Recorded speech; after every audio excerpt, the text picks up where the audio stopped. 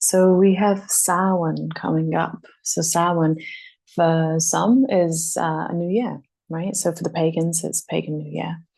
And it's a very poignant time for the realms of the Fae, for the Druids, for anyone who is who is that way inspired and inclined. I have a little background of fireworks here as well, because what I find so interesting about Samhain is that although we have a Gregorian calendar that we all kind of abide by and adhere to, which is, the first of the month, the last day of the month, most holidays tend to fall around the first or the last of the month. So like right now, Halloween is going to fall on the 31st of October.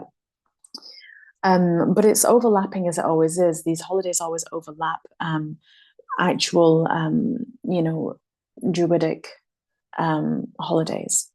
So when we look at Samhain, and in other countries and other cultures, they call this, the Day of the Dead or whatever it is. It really is about honoring the ancestors. It's about honoring the lineage, because when we say the veil is thin,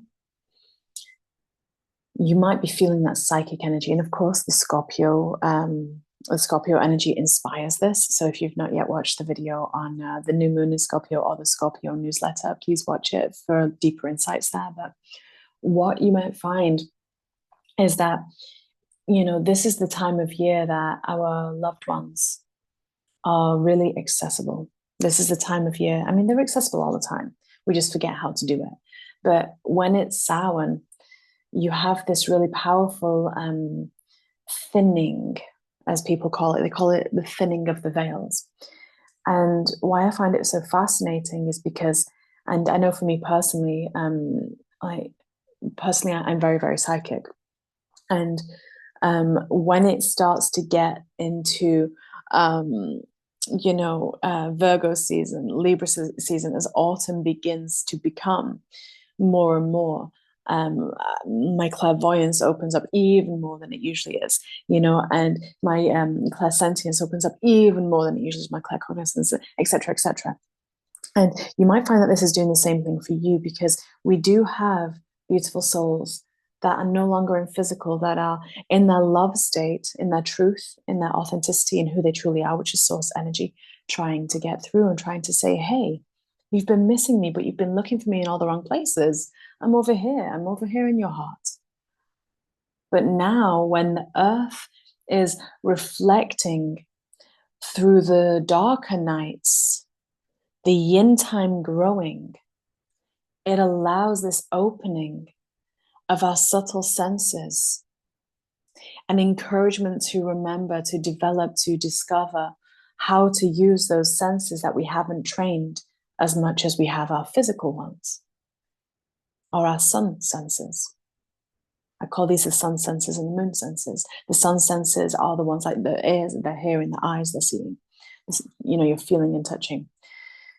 The moon senses are the psychic abilities, telepathy and things like that as well. Working with energy in a way that you realize that everything is energy. Like they say in the Matrix, do you think that's air you're breathing? It's not air, it's all energy. And the body is translating that. And that's what this season, that's what Samhain invites us to do. That's what Scorpio season invites us to do, is to recognize the deeper understanding of what energy actually is. And this is pertinent for when we're looking at when the veils are thin and when our loved ones are on the other side going, hey, I'm right here. I'm right here, because it is all energy. We are all energy, and they remind us that we're so. But if you wish to light a candle, place a candle on the windowsill to help guide them home, to help inspire your dreams, because your dreams are going to really be ramping up, I would imagine, right now. I know mine are, and I love doing dream work. I dream every night, as we all do. Whether we remember it or not is something different entirely, but I know that my dreams have gotten a lot more energetic over the past few nights, as they will do going into the Scorpionic season and getting closer to Samhain. But let us talk about Samhain anyway. So when we look at the arc of the sun, every turn of the wheel, you have the solstices either side, the equinoxes through the middle, and then you have the other turns of the wheel, which kind of dissect equinox to solstice and solstice to equinox.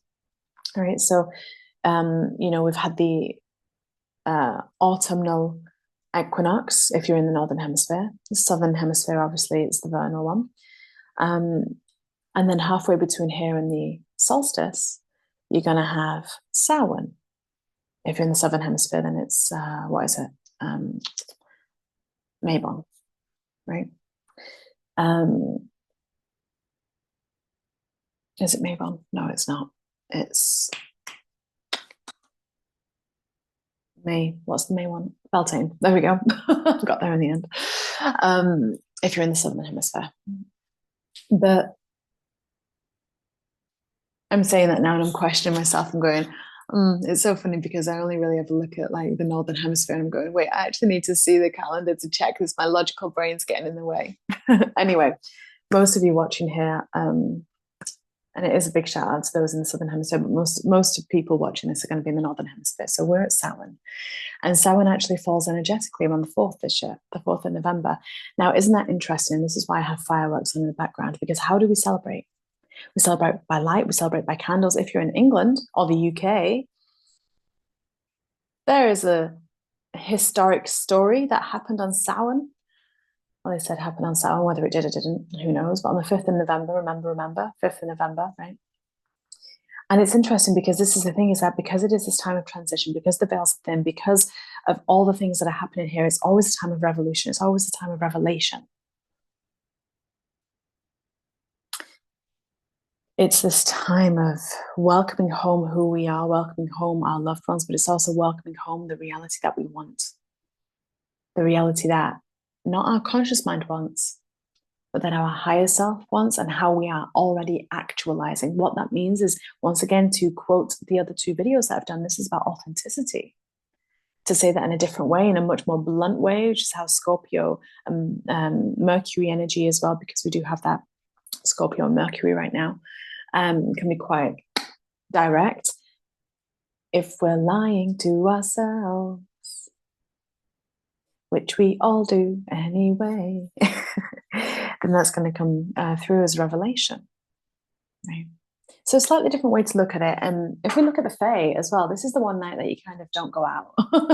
It's so funny because everyone goes out dressed up and everything like that. But this is the one night that you, that really out of all nights, if you are a little bit familiar with the Fae lineages and like the big Fae, not the little flower fairies, but the big Fae, then this would be the night that you don't tend to go out because they are traditionally it is the hunt, right? And when you say you can go through the veil, you can absolutely go through the fairy veil, go through to a different dimension, time, and space. So it's like, don't go into the woods at this time. Obviously, we're all protected anyway, and whether that really occurs anymore, I don't know it to be true in today's world because of how protected we are by our heart light and our angelic energy and our awareness as well, and our geographical location. But make sure that if you are out and about, be respectful of the land, be respectful of nature. This is Gaia's